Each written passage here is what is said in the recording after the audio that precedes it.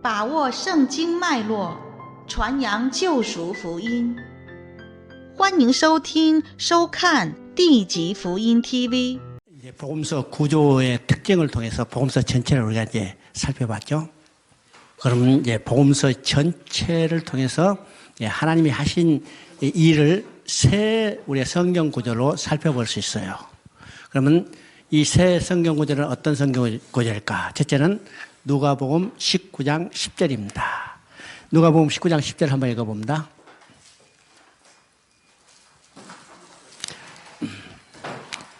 인자가 온 곳은 잃어버린 자를 찾아 구원하려 함이라. 그죠? 이것이 이제 첫 번째 우리가 기억해야 할 성경 구절이고, 두 번째 성경 구절은 마태복음 9장 13절 한번 읽어봅니다. 마태복음 9장 13절. 이 성경 구절은 이제 공간복음이니까 병행 구절이 있어요. 여러분 나중에 이제 그걸 찾아보시고 9장 13절 한번 읽어보십니다. 자, 여기 이제 두 번째는 내가 의인을 부르러 온 게 아니라 죄인을 부르러 왔다고 그랬죠. 세 번째는 마태복음 20장 28절을 봅니다. 마태복음 20장 28절. 자, 그죠? 인자가 온 것은 섬김을 받으려 하지 않고 도리어 섬기려 하고 많은 사람을 위한 대속 제물로 주려 함이라고 그랬습니다. 그럼 이 새 성경 구조를 통해서 성경 전체를 통해서 하나님이 하신 일이 무엇인가를 우리가 보게 되는 겁니다. 보게 되죠. 그러면 첫 번째, 인자가 온 것은 잃어버린 자를 찾아 구원하려면 해요. 여기서 잃어버린 자를 찾아 구원하려면 했죠. 그러면 잃어버린 자는 누구예요? 언제 누가 누구를 잃어버렸어요? 창세 때 하나님께서 자기 백성, 자기 아내, 자기 아들을 잃어버렸죠. 그 잃어버린 자를 찾아 구원하라 했어요. 찾아. 그러면 인자는 누굴까? 인자는 잃어버린 자를 찾아 오신 여자의 후손 예수 그리스도예요. 육신을 입고 오신 분 바로 여자의 후손 예수 그리스도죠. 그분은 이 땅에 오신 목적이 잃어버린 자를 찾아 구원하는 것은 사단에 놓여있던 인간을 해방시켜서 하나님 앞에 다시 돌아오게 하기 위해서입니다. 이것이 첫 번째, 이제 인자가 온 것은 잃어버린 자를 찾아 구원하라 했죠. 두 번째, 내가 의인을 부르러 온 게 아니라 죄인을 부르러 왔다고 했어요. 그럼 이 말은 어떤 의미일까? 세상에 의인도 있고 죄인도 있는데, 그래서 의인은 하나님 앞에 나아갈 수 있어서 예수님이 구하러 온 건 아니고 돌아갈 수 없는 죄인만 구하러 왔단 말인가? 아니죠. 왜일까? 의인은 없나니 하나도 없으며 모든 사람들이 다 죄를 보면서 하나님의 영광에 이르지 못했다고 했습니다. 그런데 여기서 의인을 부르러 온 게 아니라 죄인을 부르러 왔다는 의미는 뭘까요? 자기 스스로 의롭다 여기는 사람은 구원하러 온 게 아니라는 거예요. 누구를 구원하러 왔을까? 나는 죄인이라고 고백하는 사람. 그죠? 여러분 죄인이라고 고백했죠? 그러니까 여러분 구원받는 거예요. 근데 저 밖에 있는 사람들은 어떻게 해요? 스스로 어렵다 얘기해요. 죄인이라고 하면 아주 성내죠? 스스로 어렵다 얘기하는 거예요. 그런 사람은 구원하는 게 아니라는 거예요. 죄인이라고 고백한 사람. 그래서 예수님을 만난 사람의 첫 번째 고백은 뭘까요? 내가 죄인인 것을 고백하는 사람이에요. 갈릴리 호수에서 베드로가 예수님을 만났어요. 그죠? 자, 밤새도록 그물질을 했는데 아무것도 잡지 못했어. 그래서 어떤 사람이 와가지고, 야, 깊은 데 가서 그물 던지라 했더니까 배가 2배가 가라앉을 정도로 많이 잡혔다고 그랬죠? 그러면 우리 같으면 어떻게 했어요? 쫓아가가지고 누군지 모르지만 내일도 또 와주세요. 내일은 배 4척을 준비하겠습니다. 그렇게 이야기할 것 같은데 이 베드로는 뭐라고 했어요? 주여, 나를 떠나소서. 나는 죄인이로소이다. 왜 주여 나를 떠나서 했어요? 그에게 죄가 해결되지 않은 죄인은 하나님을 만나면 죽게 되기 때문에 지금 하나님식으로 고백하죠. 주여 나를 떠나소서. 나는 죄인이로소이다. 예수님을 만난 첫 번째 고백이 죄인인 거예요. 여러분 아가서에도 지금 이 솔로몬을 만난 수라미 여인의 고백이 뭐예요? 나는 햇볕에 쬐어서 거물지라도. 이 검은 것은 일광에 쬐어서 밭에서 일해가지고 얼굴 새카리 맺었다는 이야기 아니고 속이 시커먼 죄인이라는 거예요. 이것이 예수님을 만난 사람의 첫 번째 고백이죠. 우리도 예수님을 만났어. 어떤 고백을 했어요? 내가 죄인인 것을 고백했기 때문에 주님은 나를 구해 주신 거죠. 그죠? 그래서 의인을 부르러 간 게 아니라 죄인을 부르러 왔다. 세 번째는 마태복음 20장 28절에 봤습니다. 내가 섬김을 받으러 온 게 아니라 도리어 섬기려 하고 많은 사람을 위한 대속물이 되려 함이라고 그랬죠. 여기서 이제 병행이 뭐였어요? 섬김과 대속물입니다. 섬김과 대속물. 우리가 이제 일반적으로 많이 예수님은요, 섬김의 종으로 오셨다 이렇게 이야기를 해요. 그래서 이제 마가복음 같은 것을 예를 들고 하면서 예수님은 섬기로 하기 때문에 다른 사람 병도 고쳐주고 가난한 자 먹을 것도 주고 여러 가지로 섬기러 왔다 이렇게 이야기하죠. 그리고 이제 섬김에 대해서 예수님의 섬김에 대해서 대표적으로 뭘 가지고 이야기를 해요? 요한복음 13장을 가지고 이야기해요. 요한복음 13장은 어떤 내용이에요? 예수님이 대에 물을 떠서 제자들의 발을 씻어주는 거죠. 이 발을 씻어주는 것은 예수님도 제자들 발을 씻었기 때문에 예수님이 뭐라고 말씀하셨어요? 내가 주가 선생이 돼서 너희에게 보이는 것처럼 너희도 서로 본을 보이라 하니까 야 제자들을 발을 씻어준가. 그래서 이 학예 수련회 가면 계속해서 하는 일이 뭐예요? 교사가 제자들 발 씻어주는 거죠. 제자들이 감동해서 엉엉 울기도 하고. 근데 이것은 피상적인 거예요. 그러면 예수님이 여기서 섬김과 대속물이 어떤 것일까? 자, 요한복음 13장을 통해서 이것을 보여줘요. 여러분 지금 예수님이 대야에 물을 떠서 제자들의 발을 씻어줘요? 발을 씻어. 여러분 이 발을 씻어준다는 것은 어떤 의미일까요? 신체 중에 가장 더러운 부분이 어떤 것일까? 발 씻어요. 발 씻어. 그러면 인간 가운데 가장 더러운 것은 뭐예요? 죄예요. 신체 중에 가장 더러운 발을 씻는 것을 통해서 인간의 가장 더러운 죄를 씻어주는 거예요. 그렇죠? 자, 예수님이 제자들 발을 씻으라 하니까 베드로가 먼저 나와서 뭐라고 그래요? 주여, 내 발 씻으면 안 됩니다. 그랬더니 예수님이 뭐라고 말씀하셨어요? 발을 씻지 않으면 너와 나 상관이 없는 거예요. 이 말을 다른 말하면요, 죄를 씻지 않으면 주님과 우리가 상관이 없는 거예요. 그렇죠? 그래서 주님이 여기 발을 씻었어요. 그러면 주님이 대야에 물을 떠서 발을 씻어준다. 주님이 우리의 죄를 씻는 것은 어떻게 해서 죄를 씻었어요? 주님이 십자가에 못 박혀 창에 허리가 찔렸어요. 그 허리에 찔린 허리에서 쏟은 물과 피는 우리의 죄와 허물을 씻는 셈이 됐어요. 이게 스가랴 13장 1절에 나오죠? 스가랴 13장 1절 한번 읽어봅니다. 스가랴 13장 1절. 자, 그죠? 그날에 죄와 허물을 씻는 셈이 솟아나리라. 언제? 그날에 예수님이 십자가에 창에 허리가 찔려서 물과 피를 쏜 그날에 우리의 죄와 허물을 씻는 셈이 솟아난 거예요. 어디서? 예수님의 옆구리에서. 그죠? 이것이 예수님이 제자들의 발을 씻는 것을 통해서 자, 성경이죠. 그럼 예수님이 성기로 오셨다고 했어요. 그럼 예수님의 성김은 어떤 성김이요? 발 씻어주는 이런 낭만적인 성김이 아니고 뭐요? 자기의 생명을 주셔서 우리의 죄를 씻어주는 성김입니다. 그러면 예수님은 잃어버린 자를 찾아 고려하셨어요. 그러면 잃어버린 자는 다 어떤 상태예요? 다 죄인의 상태예요. 그 죄를 씻어줘야만 하나님 앞에 돌아갈 수 있어요. 그럼 어떻게 죄를 씻어주셨어요? 예수님이 십자가에 피 흘려 죽으심으로. 이것이 복음서의 이야기입니다. 복음서의 이야기죠. 자, 마태복음을 한번 봅니다.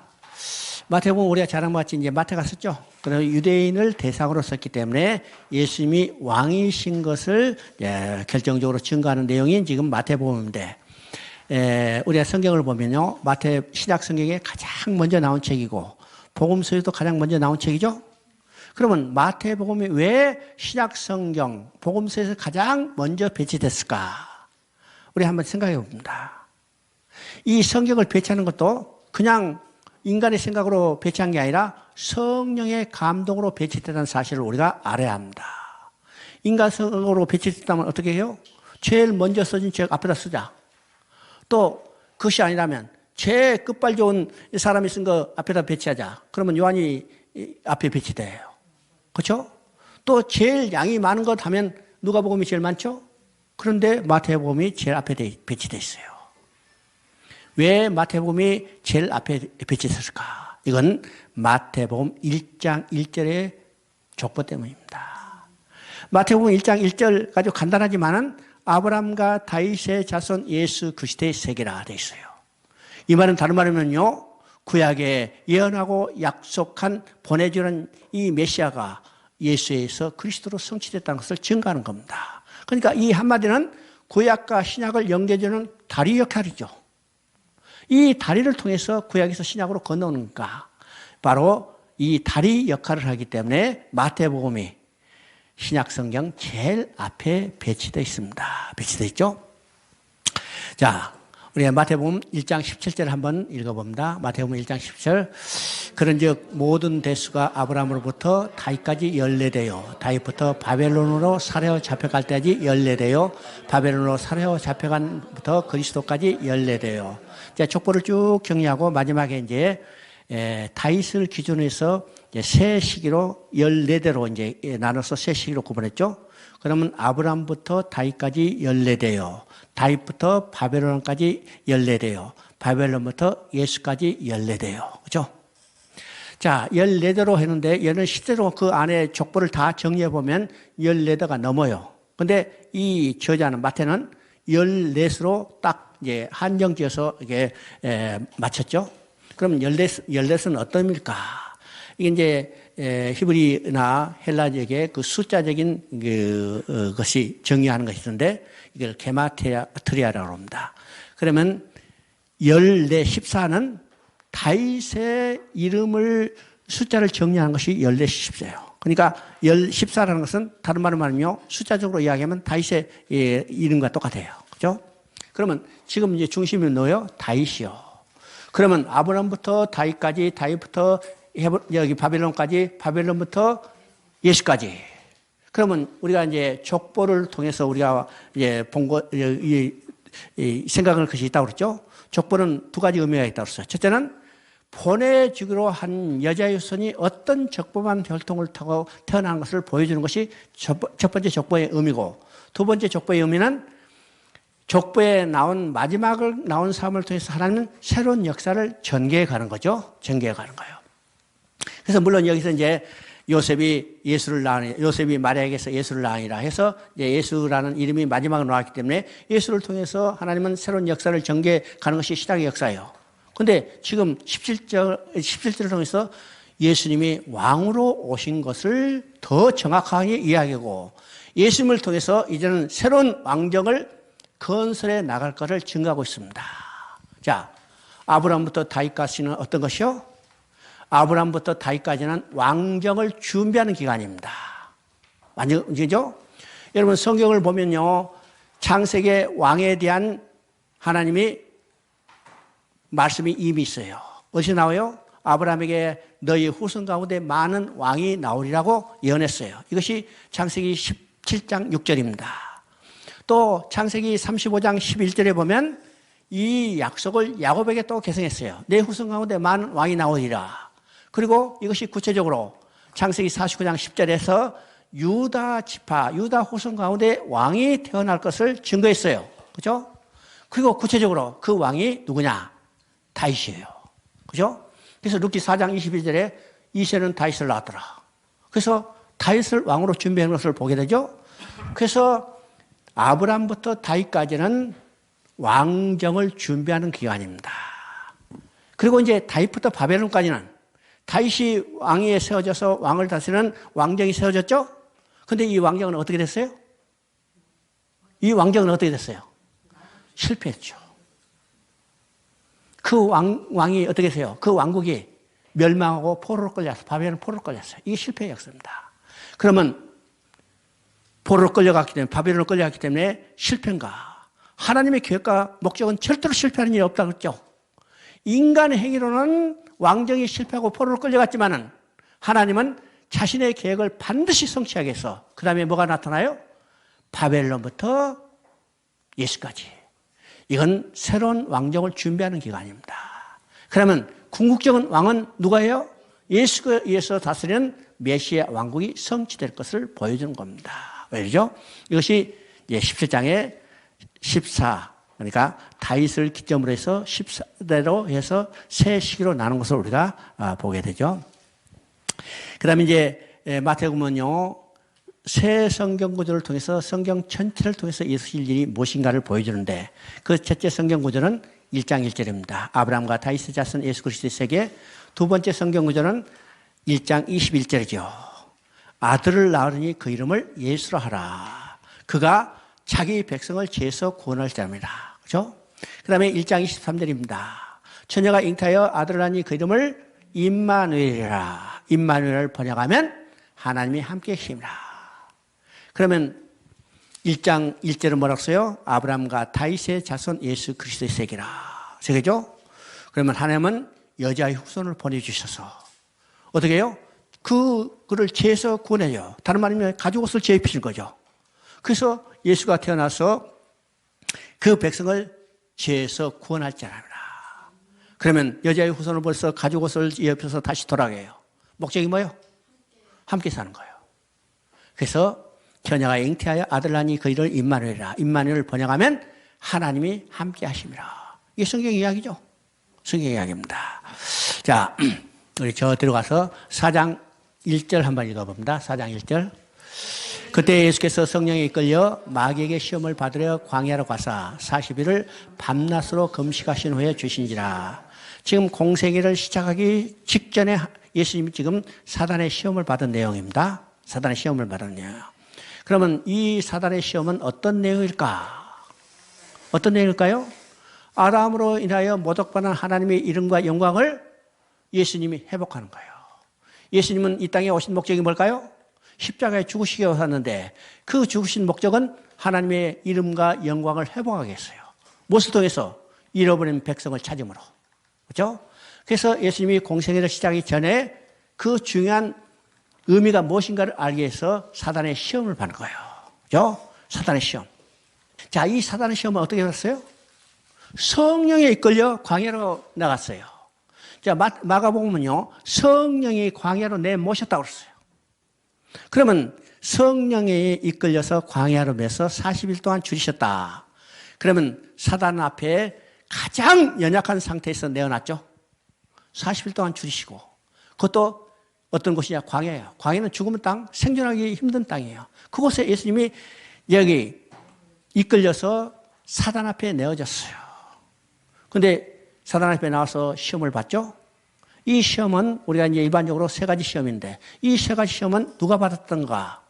바로 에덴 동산에서 아담이 받았던 시험과 똑같은 내용입니다. 자, 아담은요, 가장 좋은 조건에서 사단의 유혹에 넘어졌어요. 그렇죠? 에덴 동산이란 가장 좋은 환경 속에서 유혹에 넘어졌어요. 그러나 하나님의 아들 예수 그리스도는 가장 악한 환경 가운데서도 사단의 유혹에 이겼어요. 그것을 통해서 뭐가 회복됐어요? 아담으로 인하여 모독받은 하나님의 이름과 영광이 회복된 겁니다. 그러니까 예수님이 이 땅에 오셔서 잃어버린 자를 찾는 구원길을 이루시는 것은 하나님 자신의 이름과 영광이 있다는 사실을 우리가 보게 되죠? 보게 됩니다. 4장 17절 한번 읽어봅니다. 4장 17절. 이때부터 예수께서 비로소 전파하여 이르시되 회개하라 천국이 가까이 왔느니라. 예수님이 공생애를 시작합니다. 공생애를 시작할 때 첫 번째 선포가 어떤 것이요? 천국이 가까이 왔느니라. 천국이 임했음을 선포하는 거예요. 그러면 예수님이 이 땅에 오셔서 구원길을 이루시는 목적은 하나님 나라의 회복이 있다는 사실을 우리가 보게 되죠. 그러면 예수님이 오신 곳에 뭐가 이루어졌어요? 천국이 임했어요. 왜요? 예수님이 임한 곳에 사단의 세력을 멸하고 잃어버린 백성을 찾아서 하나님이 함께 사는 삶을 회복하라고 오셨기 때문입니다. 그렇죠? 자, 그런데 예수님이 오셔서 천국이 회복됐지만 이것은 완성이 아니죠? 언제 완성이 돼요? 예수님이 다시 오실 때, 다 이뤘다고 선포된 그때 계시록에서 완성되는 것을 우리가 보게 됩니다. 보게 되죠? 자, 22장을 한번 봅니다. 22장 2절만 한번 읽어봅니다. 22장 2절. 천국은 마치 자기 아들을 위하여 혼인잔치를 베푼 어떤 임금과 같으니. 자, 22장은요, 어떤 임금이 혼인잔치를 베푸는 이 비유를 이야기해요. 그러면 이게 혼인잔치에서, 성경에서 혼인잔치는 뭘 예표하냐면 천국잔치를 예표합니다. 천국잔치를 예표하죠. 그래서 지금 어떤 임금은 곧 누구냐? 하나님이에요. 하나님이 지금 천국잔치를 예표해요. 그러면 이 천국잔치는 무엇을 잡았어요? 천국잔치를 베푸는 것은 하나님이시고 천국잔치의 주인공은 그리스도입니다. 그러시죠? 자, 이 천국잔치를 베풀고 혼인잔치를 베풀고 저 사람들을 초청했어요. 근데 초청받는 사람들이 다 어떻게 했어요? 다 자기가 바쁘다고 일 있다고 해가지고 안 와요. 그래서 이 주인이 뭐라고 하냐면 종들에게 야, 시장에 가서 아무라도 데리고 와라. 그래서 이 많은 사람을 데려왔어요. 그러면 초청받았던 사람은 누굴까요? 당시 유대인들이요. 그 다음에 그 사람들은 다 이유 때문에 자기 이제 안 왔죠? 그러면 시장에 가서 아무 사람도 데리고라. 그 아무 사람은 누굴까? 초청받지 못했던 이방인들이요. 우리가 이 초청받을 사람이 거부했기 때문에 우리는 그 천국잔치에 초청을 받게 되는 거죠. 자, 다 오라고 했어. 그래서 이제 다 모아가지고 잔치 자리에 오라고 그랬는데 다 이제 사람을 모아놓고 이제 종이 주인한테 보고했겠죠. 다 사람 다 왔습니다. 그랬더니 이제 임금이 나왔어요. 나와서 보는 순간에 저 끝에 한 사람 예복 입지 않은 사람이 있어요. 자, 예복 입지 않은 사람을 쫓아내서 밖에다가 슬피 울라고 그러죠. 그러면 예복을 입고 예복을 입지 않았다는 것이 어떤 의미입니까? 지금 그게 초청받은 사람은 이 잔치 자리에 들어올 때 주인이 준비했던 예복을 주워 입기만 하면 되는 거예요. 그죠? 그러면 예복은 누가 준비했어요? 예복은 누가 준비했어요? 주인이 준비했어요. 잔치를 베푸는 임금이 준비했어요. 누구를 통해서 준비했어요? 자기 아들을 십자가에 못 박혀 죽게 함으로 가죽 옷을 준비했어요. 그것을 주워서 입기만 하면 누구든지 이 천국 잔치에 마음대로 참여할 수 있어요. 그런데 한 사람 예복이 입지 않은 사람이 있어요. 야, 가지고 안 입어. 내가 멋있는 이 비단옷을 입지. 그래서 입지 않은 거예요. 입지 않은 그 사람을 쫓아내서 밖에 어디서 슬피 울라고 한 겁니다. 천국잔치에 참여하느냐 참여하지 못하는 것은 한 가지 조건이죠. 임금이 준비한 예복을 입느냐 입지 않느냐. 그 속에 어떤 것이 있더라도 상관이 없어요. 어떤 이 옷을 입든지 간에 하여튼 예복만 주워 입으면 돼. 하나님이 우리를 보실 때 뭘 통해서 봐요? 우리에게 입혀준 가죽 옷을 통해서만 보게 되는 거예요. 오늘 우리 마음속에 뿌리는 예수 그리스도의 피를 통해서만 보게 되는 겁니다. 우리의 어떤 것을 보는 게 아니에요. 어떤 세상적인 조건을 보는 게 아닙니다. 천국잔치에 참여할 수 있는 것은 그 주인이 준비해준 예복, 곧 가죽 옷만 입으면 된다는 것을 우리가 보게 되는 겁니다. 자, 26장 1절 2절 한번 읽어봅니다. 26장 1절 2절. 예수께서 이 말씀을 마치고 제자들에게 이르시되 너희가 아는 바와 같이 이틀이 지나면 유월절이라 인자가 십자가에 못 박히기 위하여 팔리리라 하시더라.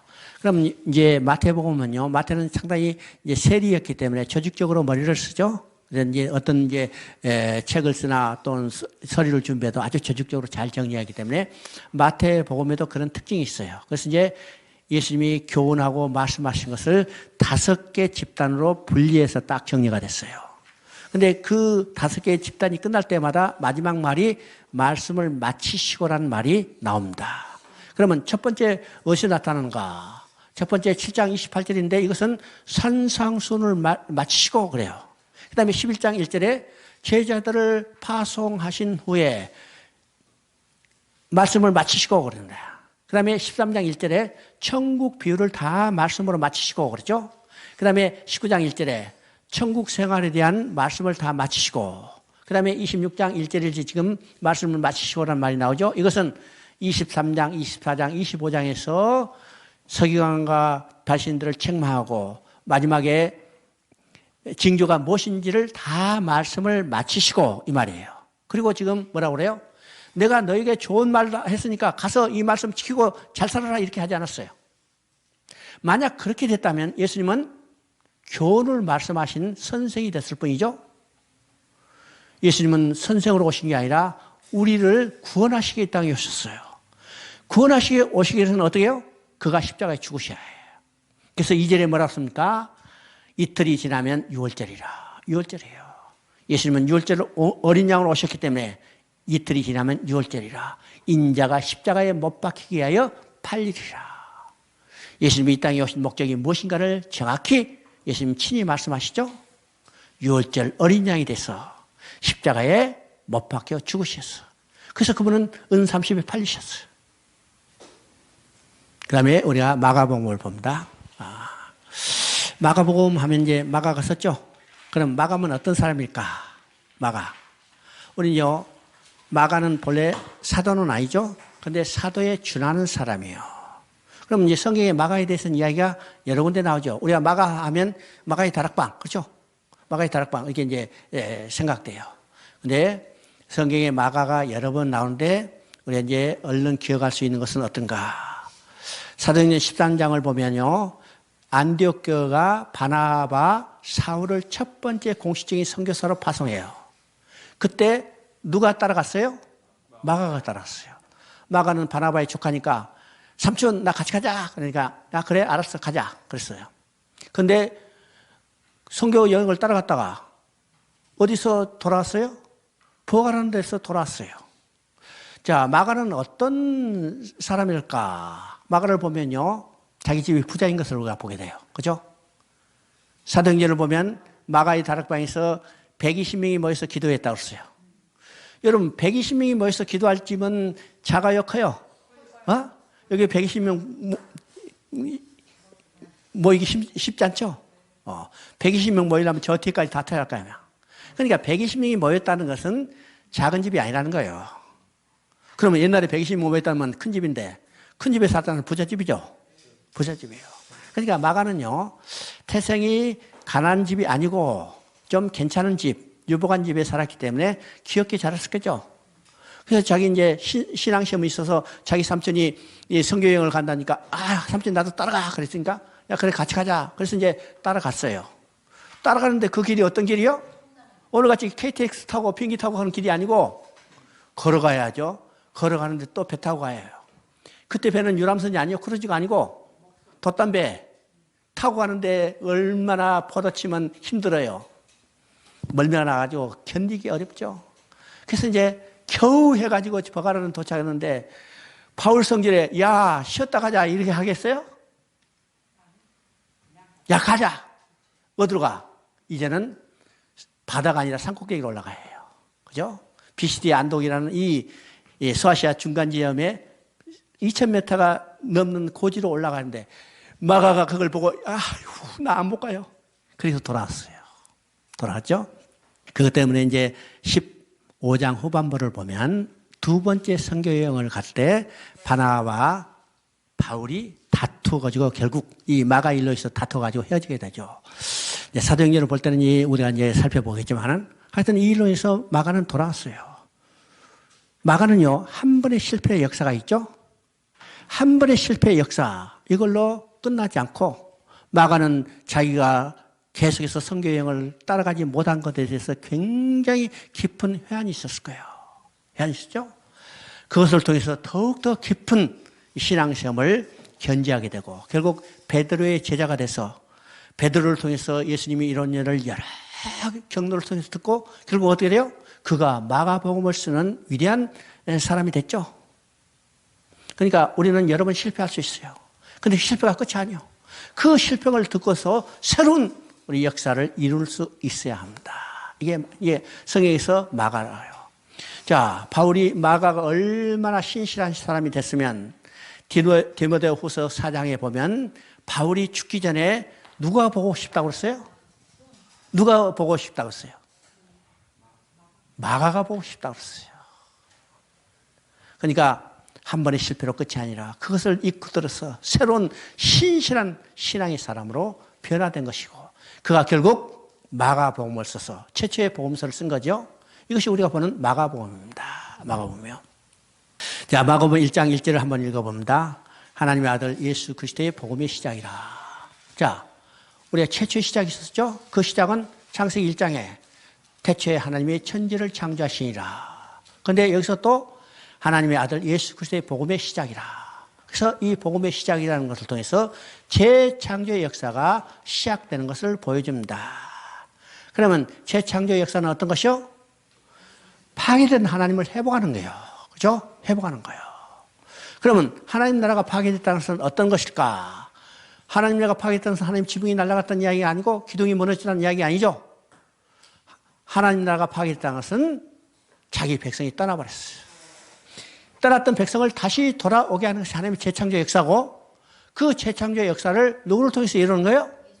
하나님의 아들 예수 그리스도를 통해서 이루시는데, 그러면 이 하나님 나라 예수 그리스도를 통해서 어떻게 재창조의 역사를 이루실까? 여러분, 창조가 쉬울까요? 재창조 역사가 쉬울까요? 어?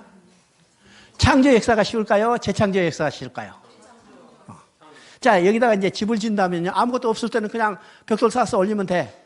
근데 여기다가 다시 재건축을 한다면 이거 다 부숴내고 다 정지하고 집을 지어야죠? 그러니까 창조 역사가 쉬워요? 재창조 역사가 쉬워요? 재창조 역사가 어렵죠.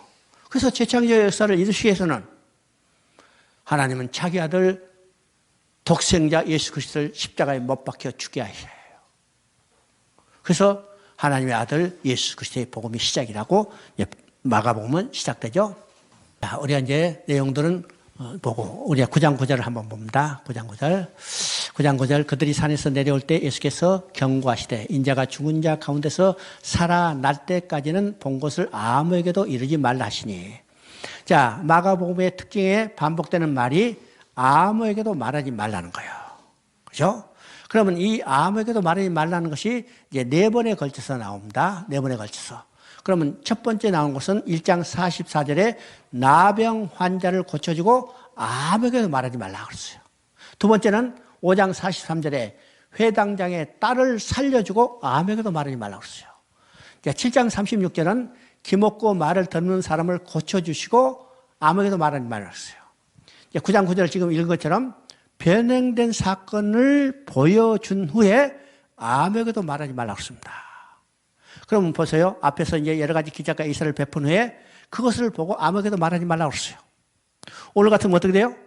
야, 기적과 이사를 베풀면 신기하다. 다 모여라. 내가 기적과 이사를 베풀 테니까 오라 하면 수천 명 떼져 나가죠.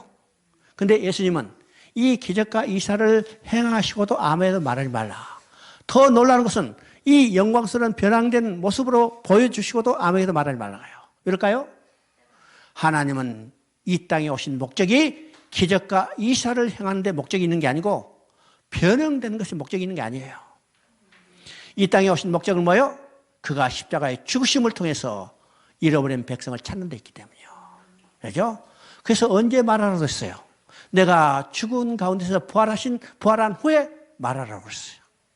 그럼 우리가 전할 복음은 어떤 것이요?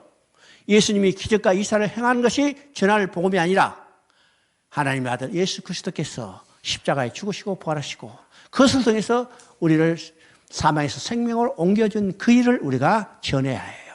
전해야죠. 자, 예수 그리스도의 사역은 바로 많은 사람을 위한 대속무로 주기 위해서 이 땅에 오셨다는 것을 우리가 보게 되는 겁니다. 그래서 이제 10장 44절에서 그것을 이야기합니다. 그 다음에 이제 14장 3절을 한번 읽어봅니다. 14장 3절. 예수께서 베다니 나병 환자의 시몬의 집에서 식사하실 때 한 여자가 매우 값진 향유 곧 순전한 나드 한 오갑을 가지고 와서 그 오갑을 깨뜨려 예수의 머리에 부으시니. 지금 이 사건은 14장의 사건은 여러 가지 사건이 나오는데 예수님이 예루살렘으로 올라갔어요. 그렇죠? 예수님이 예루살렘에 올라가실 때 그때 베다니 나병 환자 시몬의 집에 들렸는데 그때 거기에 한 여자가 비싼 오갑 향유를 깨뜨려서 예수님의 머리에 부는 겁니다. 부는 거죠. 이것을 본 이제 가룟 유다니 뭐라 해요? 야, 어떻게 그 비싼 것을 땅에 썼냐? 아까워서 죽겠는데. 그렇죠? 그때 예수님이 뭐라고 말씀하세요? 놔둬라. 내 장례를 위하여 준비했느냐고 했어요. 그럼 예수님이 예루살렘에 올라가신 목적이 뭘까요? 그죠? 예수님이 예루살렘에 올라가신 목적은 두 가지 목적이에요. 첫 번째는 죽기 위해서 올라가시는 거죠. 두 번째는 왕으로 등극하기 위해서요. 그 시스가랴서 9장 9절에 이미 예언되어 있죠. 예수님이 예루살렘에 올라갔을 때 나귀를 타고 올라간다고 했어요. 나귀를 타고 올라가는 것은 왕이 타는 왕은 전쟁 때는 말을 타고 평화시는 나귀를 탔다고 그래요. 그죠? 그러면 나귀를 탔다는 것은 평강의 왕으로 등극하는 겁니다. 그죠? 예루살렘에 올라가는 목적은 죽으시기 위해서 왕으로 등극하시고, 그러면 죽으시기에 올라가시고 왕으로 등극에 올라갈 때 어떤 여자가 오갑을 깨서 기름을 머리에 부었어요. 이 머리에 부는 것을 우리가 제사법으로 이야기할 때는 전제라고 그럽니다. 전제. 그죠? 전제는 포도주나 기름을 부는 것을 전제라고 그러는데, 이 전제는 두 가지 의미가 있다고 했죠. 첫째는 장례를 준비하는 거예요. 향유를 부는 거예요. 이게 소위 말해서 방부제를 뿌리는 거예요. 이게 장례를 준비하는 거고, 또 하나는 임직대예요. 임직대. 제사장으로, 선지자로, 왕으로 임직대 기름 부으면 됐죠? 그래서 예수님이 예루살렘에 올라가신 목적은 왕으로 등극하시고 그가 죽으시겠어요. 그러면 예수님은 왕으로 무엇을 통해서 등극해요? 그 죽으심을 통해서 사단의 권세를 물리치고 왕으로 등극하는 겁니다. 그렇죠? 그래서 지금 오갑을 깨뜨려서 이 기름을 부을 때 예수님이 내 장례를 위하여 준비했으니 그다라라. 자, 누가복음을 봅니다. 누가복음 이제 누가가 썼죠. 누가복음 누가 썼어요? 그럼 누가가 쓴 거예요. 그렇죠? 누가복음 누가 썼어요. 그럼 누가는 어떤 사람일까? 누가복음도 이제 사도는 아니죠. 이제 사도에 준하는 사람이요. 그러면 누가가 언제 예수를 영접하게 됐을까? 많은 학자들이 이제 의견이 있지만은 사도행전 16장 10절을 보면 이제 사도행전은 누가가 썼죠? 누가가 썼는데 거기에 우리라는 복수로 사용하고 있어요. 그러면 우리라는 복수는 누가가 포함됐을까? 첫째는 바울이 있겠죠? 그 다음에 같이 동역했던 사울이 있을 거고, 거기에 누가가 있을까? 누가가 있는 거예요. 그죠? 누가가 썼으니까 우리라는 말 속에 그 자기 자신도 거기에 포함되어 있는가? 그러면 이것을 통해서 누가가 바울을 만나게 된 때는 바울이 2차 마게도냐 선교 여행을 할 때 그때 누가를 만났을 것이다 이야기를 해요. 그죠? 그럼 누가는 직업이 뭐라고 했어요? 본래 의사예요. 바울은요, 건강한 사람이 아니었죠? 성경을 보니까 건강한 사람이 아니에요. 그러면 그 험한 길 여행하다가 몸이 지쳐서 어떤 병이 있을 때, 그때, 야, 의사 하나 데리고 와라. 그러면 그 주위에 누가 의사가 있었겠어요? 누가 의사였죠? 그래서 누가가 와가지고 바울을 치료하는데, 바울은 아프면 약 끙끙 앓고 있는 사람이 아니라 몸은 아파도 입은 살아가지고 복음을 계속 전하는 사람이요. 이게 바울이요. 바울은 놀라운 정신력을 가지고 있는 사람입니다. 돌에 맞아 죽었는데도 그 뒷날 일어나서 30km를 걸어간 사람이에요. 그죠? 놀라운 짓이에요. 그러니까 바울은 지금 몸이 편찮고 아파도 입은 복음을 전할 때 그를 치료하던 누가가 바울의 전한 복음을 듣게 되는 거예요. 성령이 감동해서 그 순간에 누가는 예수를 알게 되고, 그 순간에 이제 병은 다 때려치고 바울을 따라다닌 겁니다. 그래서 바울이 순교할 때까지 가장 끝까지 남아 있었던 사람이 누구냐? 디모데도 아니고 디도도 아니고 누가예요. 누가. 그래서 누가는 오랫동안 이 바울의 영향을 받아서 예수님이 이뤄놓은 일이 무엇인지를 들었죠? 듣고 그가 기록한 것이 누가복음입니다. 누가복음. 그래서 누가복음은요, 누가는 본래 의사고 그가 헬라 사람이기 때문에 논리적으로 조직적으로 생각하는 사람이에요. 그래서 누가복음을 쓸 때도 바로 이게 논리적이고 조직적으로 기록한 것을 우리가 보게 됩니다. 자, 누가복음 1장 1절의 서문을 한번 봅니다. 자, 한번 읽어봐요. 1장 1절에 우리 중에 이루어진 사실에 대하여 처음부터 목격자와 말씀에 일꾼된 자들이 전하여 준 그대로 내력을 제술하고 붓을 든 사람이 많은지라. 그 모든 일을 근원부터 자세히 미루어 살핀 나도 데오빌로에게 차례대로 써 보내는 것은 좋은 줄 압니다. 이는 각하가 알고 있는 바를 더 확실하게 하라 함이라. 이게 중요한 의미가 있죠. 여기서 보세요. 1장 1절에 우리 중에 이루어진 사실에 대해서. 그러면 이루어진 사실은 어떤 일이요? 이루어진 사실은 구약에 약속하고 예언한 것이 다 성취됐다는 거예요. 그러니까 복음서는 어떤 것입니까? 구약에 예언되고 약속된 것이 그대로 성취된 것을 증거하는 것이 복음서입니다. 그게 이루어진 사실에 대해서. 그리고 뭐라고 써요? 처음부터 목격자들의 말씀에 일꾼된 자들이 전해준 그대로 내력을 제사하여. 그죠? 그래서 그 모든 일을 근원부터 자세히 미루어 살핀. 그러니까 누가는요, 지금까지 전해 들은 것을 보다 더 정확하게 역사적인 사건이 어떤 것인을 확인하고 기록했다는 거예요. 그죠? 그래서 누가복음은요, 예수님이 태어난 탄생과 탄생의 기록들이 비교적 자세히 기록되어 있고, 예수님이 어린 시절의 사건도 누가복음에 나와 있어요. 왜요? 근원부터 자세히 살폈기 때문에. 근데 더 중요한 것이죠. 이는 각하가 알고 있는 바를 더 확실히 알게 하려니라. 지금 데오빌로가 누군지 성경은 여러 이제 학자들은 이야기하죠.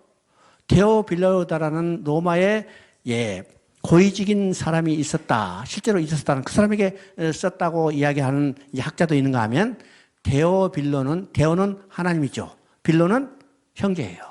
그러니까 하나님을 사랑하는 사람들, 그죠? 하나님을 사랑하는 사람들에게 곧 누구에게 준 거예요? 오늘 우리에게 준 건데 이것을 뭐라고 써요? 알고 있는 바를 더 확실하게 하는 거예요. 우리가 성경을 알고 있어요. 근데 우리가 정확히 알고 있어요? 비슷하게 알고 있어요. 그죠? 많은 사람들이 비슷하게 알고 있어요. 근데 누가 보면 더 확실하게 알겠어. 이 성경을 기록해서 후에 전해주고 있다는 거예요. 그러면 오늘 우리도 어떤 게 교회에서 할 일이 뭐예요? 어렴풋이 알고 있는 것을 성경을 통해서 더 정확하게 알게 해줘야 하는 거예요. 잘 아시죠?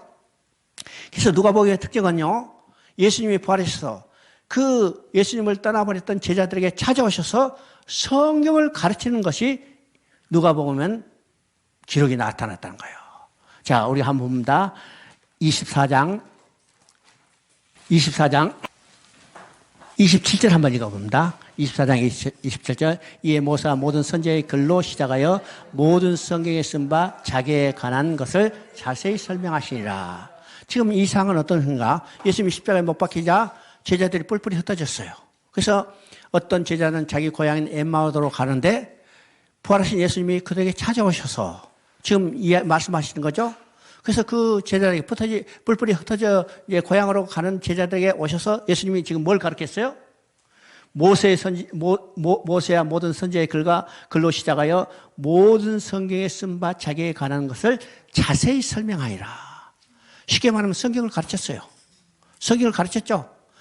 그랬더니 성경을 교육받은 이 제자들이 마음이 어떻게 됐는가? 32절 한번 읽어봅니다. 32절. 자, 그들이 가슴이 뜨거워졌다 그랬죠. 언제 가슴이 뜨거워졌다고 그랬어요? 성경을 풀어주실 때. 그죠? 성경을 풀어주실 때 우리 속에 마음이 뜨거워지지 않는가? 자, 우리의 진정한 마음이 뜨거워진 것은 어떤 것을 이야기해요? 어떤 흥분된 마음. 그런 것이 아니고 성경을 들어서 하나님이 나를 위하여 해주신 이 무엇인지를 정확히 우리가 깨달을 때 우리 가슴은요, 뜨거워지는 거예요. 이것이 우리의 올바른 신앙이에요. 신앙이죠? 근데 우리는요, 지금 붕해한다, 뭐 하냐면요, 외형적으로 그냥 자기 가슴을 그냥 외부적인 힘에 의해서 흥분시키라고 막 하죠? 근데 이것이 진정한 흥분인가, 진정한 성령의 감동인가, 우리 생각해 봐요. 시간이 지나면 얼른 끝나버려. 그러나 성경을 통해서 우리가 정확히 하나님이 나를 위하여 해주신 일을 할 때는 우리 가슴이 뜨거워질 뿐만 아니라 그것이 우리 삶의 초석이 된다는 사실을 우리가 알아야 합니다. 알아야죠? 그래서 누가복음은요, 특징이 뭐예요? 성경을 제대로 가르치는 거예요. 성경을. 누가가 쓴 이 성경의 가장 핵심은 바로 여기 있어요. 성경을 가르치는 거예요. 가르치고. 우리가 이제 사도행전을 볼 때 사도행전도 가장 핵심은 뭘까? 가르침에 있다는 사실입니다. 가르침에 있다는 사실이에요. 누가복음 2장 12절부터 14절까지 한번 읽어봅니다. 오늘 이제 누가복음까지만 하겠습니다. 누가복음 12장부터 14절. 오늘 여기 11절부터 읽어보면 오늘 다윗의 동네에 너희를 위하여 구주가 나셨으니 곧 그리스도 주시니라. 너희가 가서 강보에 쌓인 구에 누워있는 아기를 보리니 이것이 너에게 표적이 되리라. 14절을 보면요. 지극히 높은 곳에서는 하나님께 영광이요 땅에서는 하나님이 기뻐하시는 사람들 중에 평화로다. 누가복음은요. 지금 사실을 근원부터 살펴서 이제 기록한다고 그랬죠. 그러니까 예수님이 태어나는 것도 정확히 강보에 쌓이는 것을 통해서 예수님이 육신을 입고 이 땅에 오시는 것을 확실하게 알려주는 겁니다. 역사적인 사실, 실제적인 사실이라는 것을 보여주는 겁니다. 보여주죠? 그리고 이제 14절에 지극히 높은 곳에는 하나님께 영광이요 땅에서는 기뻐하시는 사람들 중에 평화로다. 우리가 이거 이제 성사절 되면 주일학교 이런 선거 갈 때 이 말 많이 쓰죠? 많이 쓰는데 이 의미가 무엇인가를 우리가 정확히 알아야 합니다. 지극히 높은 곳에는 하나님께 영광이요. 왜 지극히 높은 곳에는 하나님께 영광이요? 예수님이 태어난 것을 통해서 이야기하죠. 예수님이 태어난 것을 통해서 왜 지극히 높은 것은 하나님께 영광일까? 예수님은 이 땅에 무엇을 위해서 오셨어요? 잃어버린 백성을 찾기 위해서 오셨어요. 잃어버린 백성을 찾음으로 하나님은 아담으로 말미암아 모독받은 하나님의 이름과 영광이 회복되는 거예요.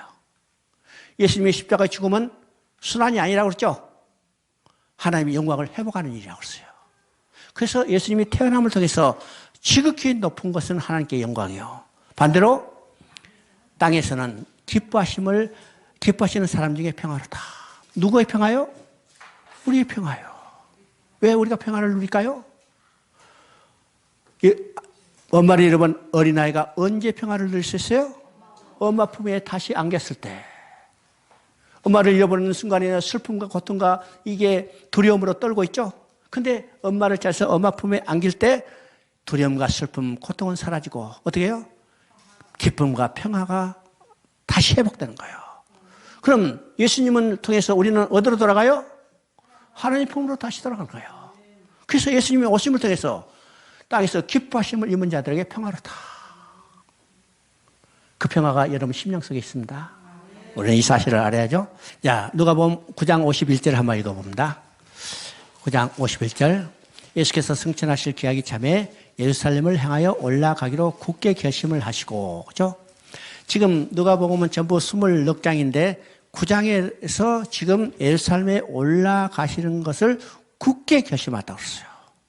그럼 누가복음의 특징은요, 예수님이 예루살렘에 올라가신다는 것이 계속해서 반복해서 나옵니다. 반복해서 나죠? 여러분 교재에 있을 거예요. 그러면 여기 반복해서 나가는데, 그러면 예수님이 지금 9장 51절에 예루살렘에 올라가시는 것을 굳게 결심했다고 했는데, 왜 굳게 결심하고 예루살렘에 올라가셔야 할까요? 왜 예루살렘에 올라가세요? 예루살렘에 올라가신 목적이 뭐예요? 십자가에 못 박혀 죽으시기 위해서 올라가요.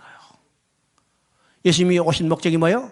잃어버린 백성을 찾아야 하는데, 잃어버린 백성은 어떻게 찾아요? 예수님이 십자가에 죽으셔야 해요. 그래서 예수님은 이 땅에 잃어버리는 백성을 찾기 위해서 오셨고, 찾기 위해서는 죽으시고 오셨고, 죽으시기 위해서는 어디서 죽어요? 예루살렘에 십자가에 죽으셔야 해요. 그죠? 그래서 예수님은 자신이 오신 목적대로 예루살렘에 올라가시기를 굳게 결심하는 거예요. 자, 22장 15절 한번 읽어봅니다. 22장 15절. 이르시되 내가 고난받기 전에 너희와 함께 이 유월절 먹기를 원하고 원하노라. 자, 여기서는요, 앞에서는 예루살렘에 올라가시기를 굳게 결심하고, 근데 여기서는 지금 유월절 먹기를 원하고 원하신다고 했습니다. 왜 예수님이 유월절 먹기를 원하고 원하셨을까요? 예수님은 유월절 어린 양이 되셨어요. 유월절 어린 양으로 이 땅에 오셨기 때문에 예수님은 유월절 먹기를 원하고 오시는 거예요. 자, 우리가 이제 예수님이 유월절 밤에 유월절을 지켜요.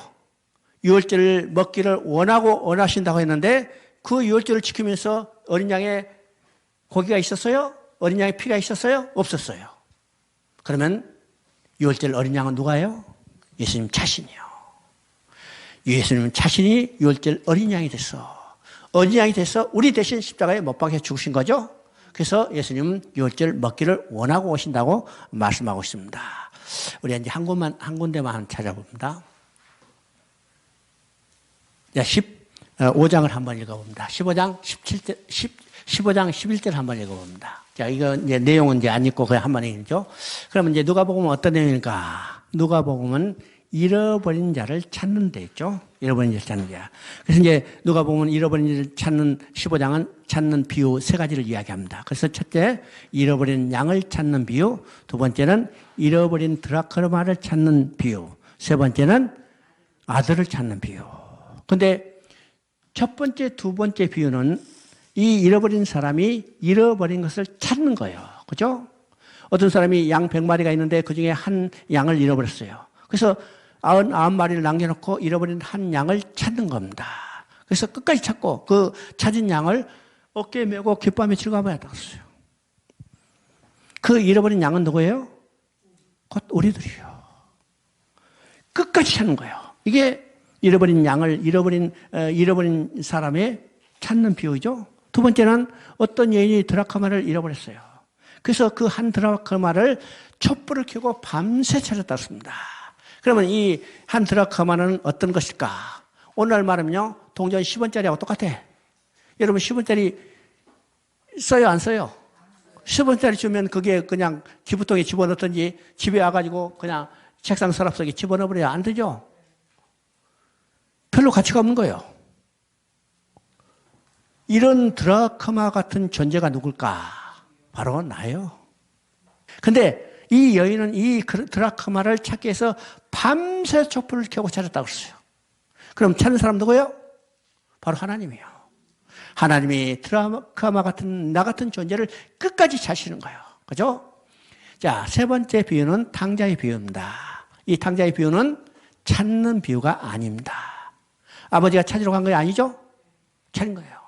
지 아들이요, 지금 아버지 재산을 상속받아서 다 팔아서 타국에 가서 창기들과 더불어 허랑방탕하게 있었어요. 돈을 다 탕진하니까 어제는 여자도 떨어져서 먹을 것도 없으니까 어디 갔어요? 돼지 치는 집에 머슴으로 들어갔어요. 그러니까 거기 들어갔는데 거기도 먹을 것이 없어요.